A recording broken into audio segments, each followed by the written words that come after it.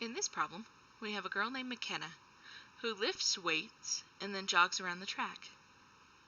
So they would like us to choose a scatter plot of the total time that she exercises as a function of the number of times she jogs around the track. So what this last sentence is saying, the function of the number of times she jogs around the track, that is our x value, which means that our time is going to be our y value. So we have 4 options that we need to choose from to figure out which scatter plot is the most appropriate one. So first I'm just going to start looking at the points. I'm looking for graphs that have a point at 5:45. So A does not have a point at 5:45. So I know that it's not A. B has a point at 5:30, so it's not B. C has a point at 5:45, and D does not. So here the answer is C. For this next part, they would like to know what type of correlation does the scatter plot show. So recall that a positive correlation is one in which the trend line has a positive slope, so it's going uphill. A negative correlation is one in which the trend line has a negative slope. For us to have no correlation, that means that it's impossible to draw a trend line. So our data points are forming some kind of cloud. So if we go back to looking at C, you can see that there's clearly a positively sloped trend line for C. So here for part B, it is a positive correlation.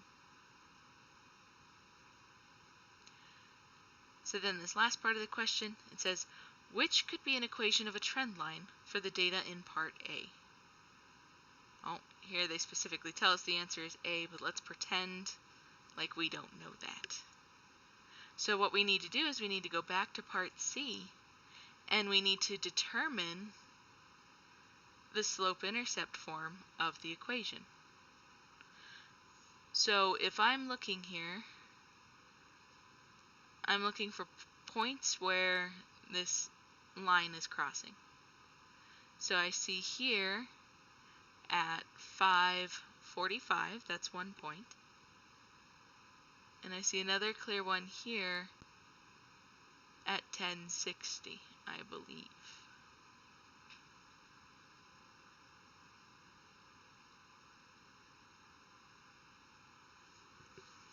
It's kind of hard to tell. So I can write the equation from here, or what I like to do is I like to just eliminate some of these. So let's look at some of our options. Our y-intercepts that are listed are 28, 32, 14, and -5. So I'm just going to list those off again here.